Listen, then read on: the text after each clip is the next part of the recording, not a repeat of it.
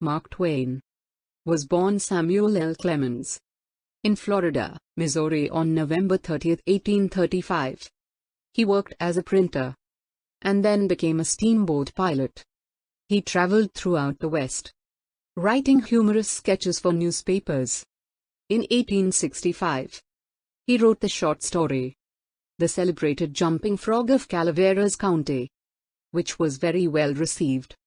He then began a career as a humorous travel writer and lecturer, publishing The Innocents Abroad in 1869, Roughing It in 1872, and Gilded Age in 1873, which was co-authored with Charles Dudley Warner. His best-known works are The Adventures of Tom Sawyer, Mississippi Writing, Life on the Mississippi, and The Adventures of Huckleberry Finn. The Five Boons of Life. Chapter 1. In the morning of life came a good fairy with her basket, and said, "Here are gifts. Take one, leave the others, and be wary. Choose wisely, oh, choose wisely, for only one of them is valuable." The gifts were five: fame, love, riches, pleasure, death. The youth said, eagerly, "There is no need to consider," and he chose pleasure. He went out into the world and sought out the pleasures that youth delights in. But each in its turn was short-lived and disappointing, vain and empty, and each, departing, mocked him. In the end he said, "These years I have wasted. If I could but choose again, I would choose wisely." Chapter 2. The fairy appeared, and said, "Four of the gifts remain. Choose once more, and oh, remember time is flying, and only one of them is precious." The man considered long, then chose love, and did not mark the tears that rose in the fairy's eyes. After many, many years the man sat by a coffin in an empty home, and he communed with himself, saying, "One by one they have gone away and left me, and now she lies here, the dearest and the last. Desolation after desolation has swept over me. For each hour of happiness the treacherous trader, love, has sold me. I have paid 1,000 hours of grief. Out of my heart of hearts I curse him." Chapter 3. Choose again. It was the fairy speaking. "The years have taught you wisdom, surely it must be so. 3 gifts remain. Only one of them has any worth. Remember it, and choose warily." The man reflected long, then chose fame. And the fairy, sighing, went her way. Years went by and she came again, and stood behind the man where he sat solitary in the fading day, thinking. And she knew his thought. "My name filled the world, and its praises were on every tongue. And it seemed well with me for a little while. How little a while it was! Then came envy, then detraction, then calumny, then hate, then persecution, then derision, which is the beginning of the end. And last of all came pity, which is the funeral of fame. Oh, the bitterness and misery of renown! Target for mud in its prime, for contempt and compassion in its decay." Chapter 4. Chose yet again. It was the fairy's voice. 2 gifts remain, and do not despair. In the beginning there was but one that was precious, and it is still here. Wealth, which is power. How blind I was, said the man. Now, at last, life will be worth the living. I will spend, squander, dazzle. These mockers and despisers will crawl in the dirt before me, and I will feed my hungry heart with their envy. I will have all luxuries, all joys, all enchantments of the spirit, all contentments of the body that man holds dear. I will buy deference, respect, esteem, worship, every pitch-pecked grace of life the market of a trivial world can furnish forth.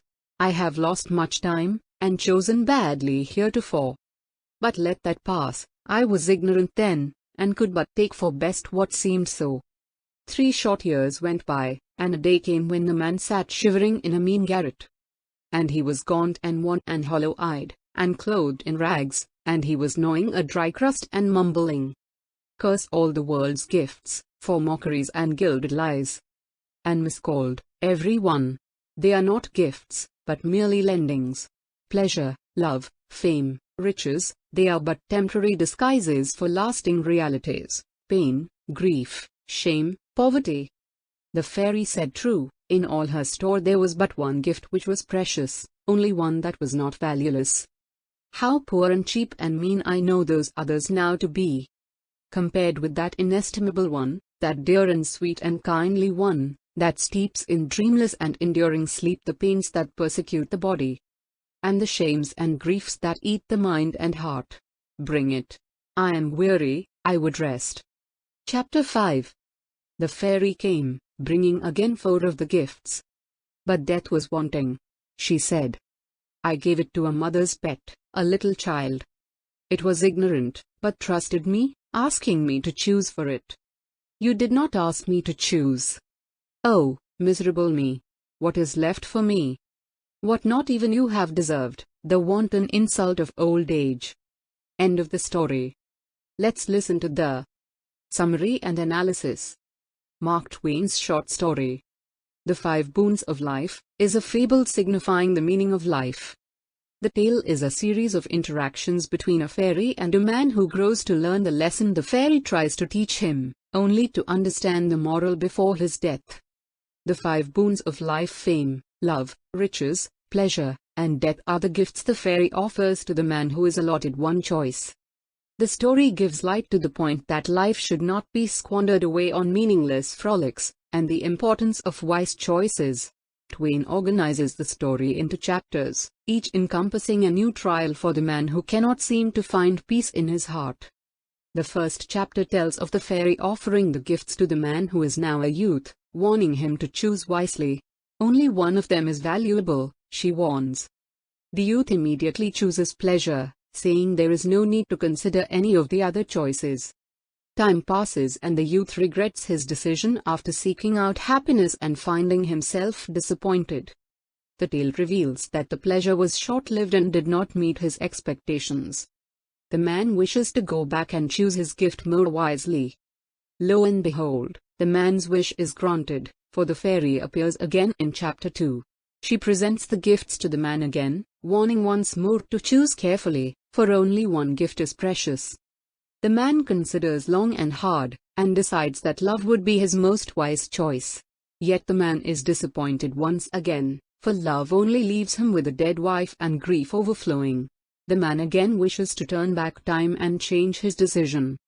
The fairy appears in chapter 3 to explain that the fairy offers the man again to choose more wisely. The man picks fame, and earnestly hopes that this will fill his soul.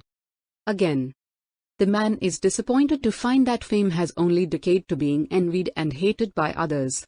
The man thinks to himself yet another time how he wishes he could turn back. The relentless fairy appears again in chapter 4, pleading with the man to choose out of the last 2 gifts wisely. Suddenly the man has an epiphany and comes to the conclusion that all along he had been forgetting the one thing that could make him happy: wealth. The fairy is visibly disappointed and goes away only to come back years later to find the old man sitting gaunt and naked, distraught by his life. Only then does the man want the last gift, death, to console him from the evils of this world. In the 5th and final installment of the short story, the fairy appears to the man and explains to him that she has given death to a child who let her pick for him. The man wallows in his sadness and cries out to her, asking what is left for him. The fairy is harsh but sympathetic in telling the man that the inevitable has been brought on him, a gift the fairy says the man does not deserve: old age. Mark Twain's short story The 5 Boons of Life is an interesting perspective on the importance of life and priorities. Although the ending is not a joyful one, the fable does effectively teach a lesson. The story signifies the importance of wise choices, and the importance of not squandering your life away. Twain reaches readers in a universal resource of a story, and in a compelling tale persuades readers to live their life out to the fullest. End of the summary. Thank you.